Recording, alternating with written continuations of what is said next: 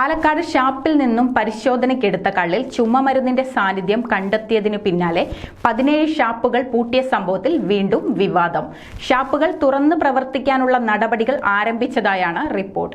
മുഴുവൻ ഷാപ്പുകളുടെയും ലൈസൻസ് റദ്ദാക്കുമെന്നായിരുന്നു മുൻപ് എക്സൈസ് വകുപ്പ് സംഭവത്തിൽ പ്രതികരിച്ചിരുന്നത്. എന്നാൽ ഇപ്പോൾ പുറത്തുവരുന്ന റിപ്പോർട്ടുകൾ ഷാപ്പുകൾക്ക് ഡിപ്പാർട്ട്മെന്റ് മാനേജ്മെന്റ് സംവിധാനത്തിലൂടെ താൽക്കാലിക ലൈസൻസ് നൽകും എന്നാണ്.